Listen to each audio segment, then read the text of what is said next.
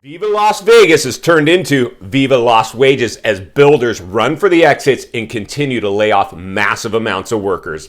Hey everybody, Scott Walters, welcome to the channel. If you're new, I want to thank you for coming. If you're returning, I want to thank you for your continued support. Before we get into today's red hot topic, I'm going to politely ask you to give the video a like, subscribe to the channel, leave a comment below. I would love to hear from you. Please watch to the end for my final thought. Hit the bell icon so you're notified when new videos are released. It is very important to stay close to the channel in these very tricky times. All right, folks, welcome to the channel. It's always an honor and a privilege to be with you. I hope you're all doing great. Buckle up and strap in. I got a hard-hitting pull, no punches, no sugarcoating it, no rainbows and sunshine. I'm just going to give it to you and give it to you straight. And friends, this one is spinning out of control. I have so much fun watching other people in the industry, especially on YouTube. Love YouTube. YouTube's kind of a double-edged sword on one hand. Didn't understand I was going to be caught on YouTube. I just kind of found myself here. So we're going to run with this and continue to try to shed light on what's become a very polarizing topic, as it should be. I mean, the U.S. housing market, if we lose the U.S. housing market, we lose everything. And I continue to see a lot of channels trying to either, they were promoting this FOMO during the buying hype, trying to tell us how to buy and the things that we can do. And now their channels are falling off a cliff because people no longer trust the markets. And I mean, I just don't know what to say. But we'll get out of the problem in the solution, be forward thinking, critical thinking, and that's what this channel is designed to do. And friends, let me just tell you something real quick. Booms and busts have always happened in the market. Always happened. We just went through the biggest boom ever recorded in world history that was artificially produced. So anybody that wants to tell you that this thing is safe, I have to politely disagree. There is so much data available, so much data. If you get caught up in the data, you will get paralysis by analysis. And we've seen this all happen before. At least I have personally. I guess that's why I'm here. I know a lot of people haven't. A lot of people haven't. I know this because in the last bubble, I drank the Kool-Aid. I didn't understand the market the way I do now. And let me just tell you, as a boots on the ground agent servicing my local community, wow, what I saw was nothing short of head spinning. That FOMO was insane, and it has dropped off a cliff. So this was an artificially manufactured market. Unfortunately, it's kind of alarming to me to see the institutional money, the builders, and we've talked about this.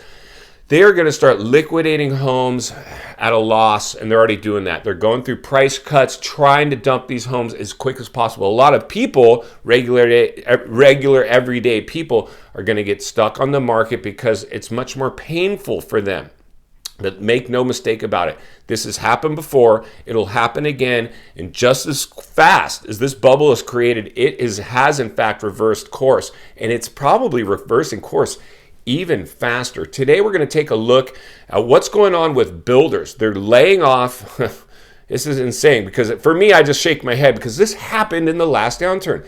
Construction companies and builders alike started going through massive layoffs. So we've already seen a lot of big companies already downsizing, going through a lot of layoffs. We've seen their stock values completely go in the tank. These markets are teetering on a razor's edge. I've always said we're at the tail end of a crisis and the front end of a recession.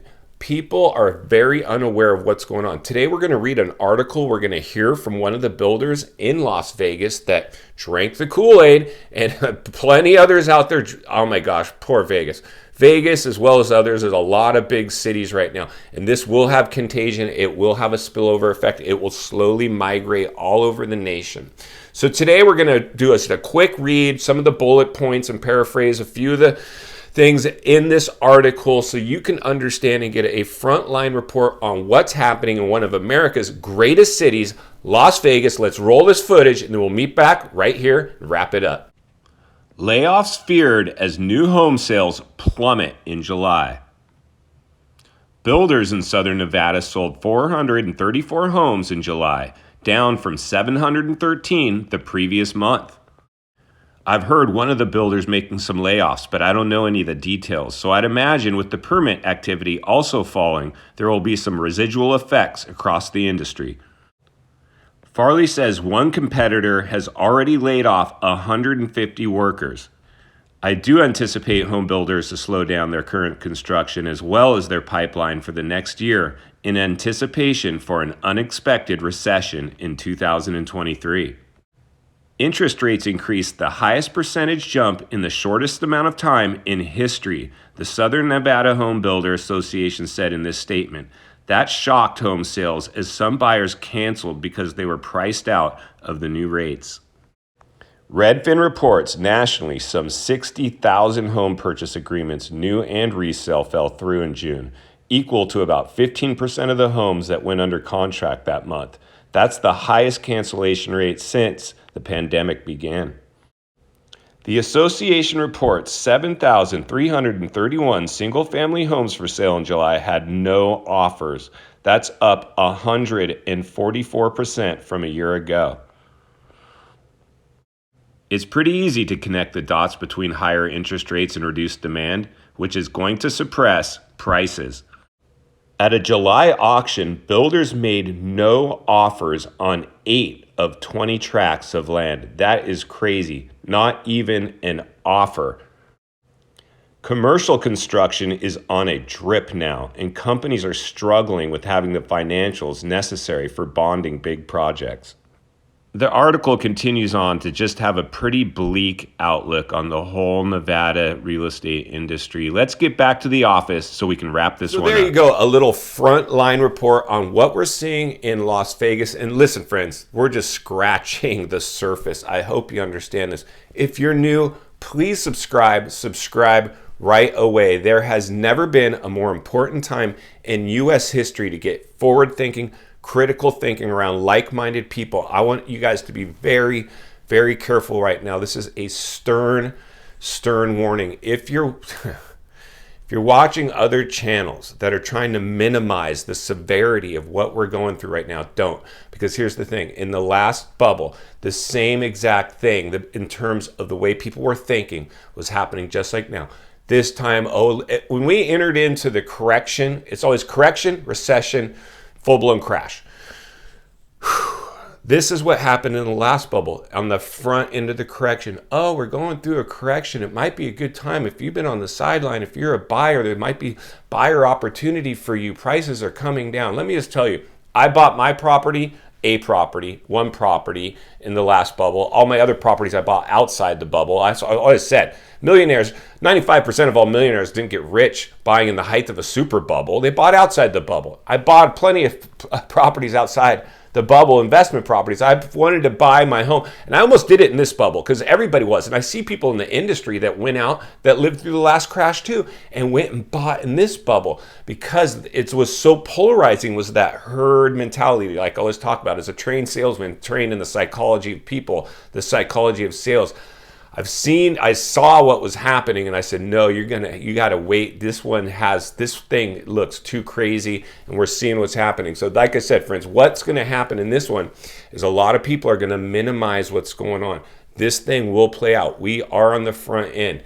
My advice is be very, very cautious right now. We see big cities like Las Vegas going through exactly what they went through in the last bubble. Eerily similar parallels are now playing out in the real estate market, and we're seeing a lot of big institutional money run for the exits, people that have a vested interest in this market continuing, minimizing the severity. I would just look at everything with a little bit of a skewed lens at this moment. Please stay tuned. I'm doing my best to cut through the chatter, cut through the noise, and give it to you straight. In final thoughts, I come to you as a friend, as a content creator. Somebody wants to see you not only win in real estate, win in life. Understanding buying in the height of the biggest bubble ever artificially produced in world history might have some dangers. Buying outside the bubble quite possibly could be the right move in this one. If and when you're ready to buy real estate, always just understand risk, minimize risk. You never want to go in with these minimum amounts down, these FHA loans. While I think in a normal market, an FHA loan is great, whatever. in this type of volatile behavior, if you come in with minimum amounts down and you're financially exposed, or one hiccup in your income or the economy can throw you into a tailspin and your property is no longer worth what you paid for it owns you now, and you're tied to it, and you do not have the option of putting a renter in there and letting them make your mortgage payment because your mortgage payment is bigger than what the property would rent for, you are done, my friends. Take it from me. I learned the hard way so you don't have to. Anytime I look at property now, I always check its rent range. First thing I do, and then I see what I need to do to make sure my payment is in or around that property's rent range, because eventually I want to move on and do this a couple times over. While I love to see people get into their first homes, and be a first-time home buyer, I want to poise them to climb the property ladder, and that is one of the best ways to do it. Like I said, 95% of all millionaires made their money in real estate. It wasn't by owning their home, it was by owning other people's homes. Appreciate the content. I do want to humbly ask you to give the video a like, subscribe to the channel, leave a comment below. I would love to hear from you. Social media links are in the description of this video if you'd like to contact me there, along with links to channels I've appeared on I think you might enjoy. If you're interested in buying or selling real estate here in America, there's an email in the description for you as well. I have a network of top-rated agents in the nation ready to assist you. If you're watching from your television set today and you like this video, another video is in your screen at this time I think you would really enjoy, along with an easy subscribe icon for your convenience. Also, take a look at the affiliate links in the description of this video, the companies that sponsor the channel, and as always, thank you for your time today. Please go make it count. I will see you on the next video.